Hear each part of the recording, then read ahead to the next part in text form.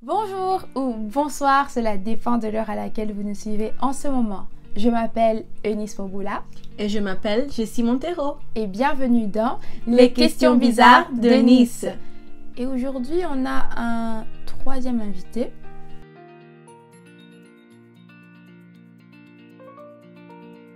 In the house. Hey!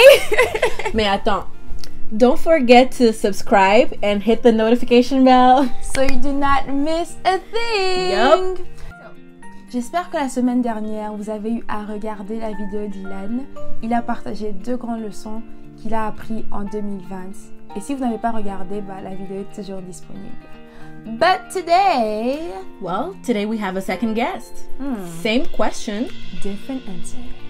So, Stay tuned and let's hear it. let's hear it. Coucou, je m'appelle Gloria, j'ai 23 ans et je suis congolaise. Avant de répondre à la question de Nice pour cette vidéo, je vais d'abord répondre à 2 petites questions, comme ça aussi on va apprendre à se connaître. Ok? Ok.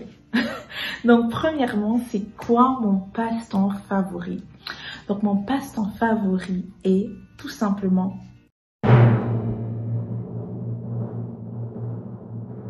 chiller. Je suis même partie chercher la définition du mot. Chiller est un terme d'argot signifiant se détendre, se reposer, se relaxer. Donc il y a 2-4 ans, j'aurais sûrement eu une réponse complètement différente, mais à cette étape précise de ma vie, mon passe-temps favori est chiller. Et c'est le passe-temps dont j'ai le plus besoin.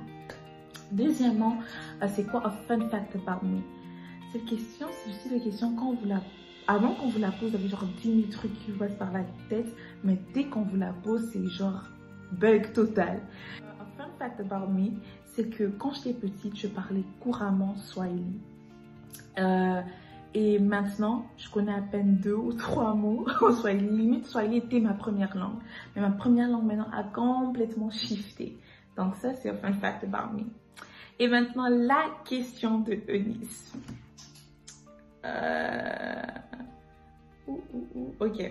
Quelles sont les 2 plus grandes leçons que tu as apprises en cette année 2020? Enfin, les plus grandes leçons que j'ai apprises.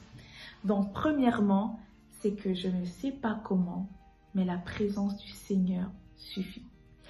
Je vais juste prendre un petit exemple.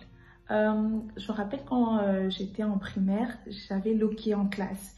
Et ma prof d'anglais m'a dit, le rapport que Loki part, Loki c'est le... voilà. Pour que Loki passe, il faut juste mettre ton doigt et concentre-toi sur la façon que ton doigt est en train de circuler sur ton visage.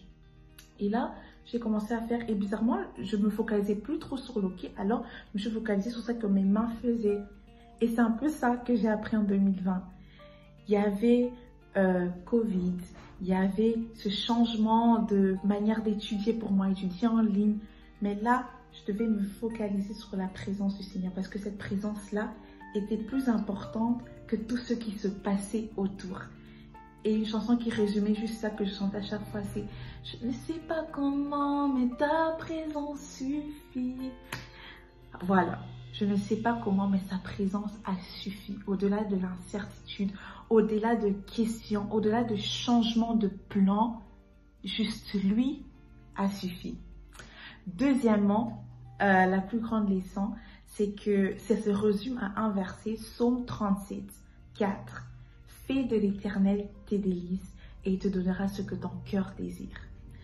Avant, je pensais que ce que mon cœur désire devait forcément être ce que le Seigneur allait me donner et ce que le Seigneur voulait pour moi.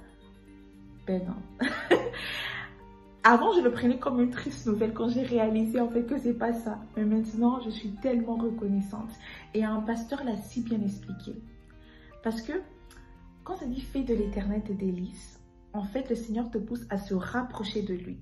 Parce que quand tu te rapproches de lui, tu vas réaliser en fait que ses délices deviennent tes délices. Vous devenez tellement intime et tu l'aimes tellement que tu réalises en fait que ces délices à lui, plus tu les découvres, mais c'est en fait ce que moi j'aime. C'est le délice dont j'ai besoin. Et ce que tu pensais que tu voulais, rencontre ce que le Seigneur te dit que tu as besoin et ça devient ce que tu voulais. Donc, fais de l'éternel tes délices et il te donnera ce que ton cœur désire. C'est ce que j'ai appris. J'étais tellement focalisée sur ce que je voulais, mais j'ai réalisé que ce dont j'avais besoin était ce que je voulais en vrai. Mais des fois, on a juste besoin d'être très patient dans ce processus de faire de l'éternel nos délices pour découvrir ça. Donc ça sont les 2 plus grandes leçons que moi j'ai apprises. Je voulais les changer, le reformuler, mais je sais que ça va bénéficier quelqu'un qui suit cette vidéo. Donc premièrement, fais de l'éternel tes délices et te donnera ce que ton cœur désire. Et je ne sais pas comment, mais sa présence suffit. Voilà.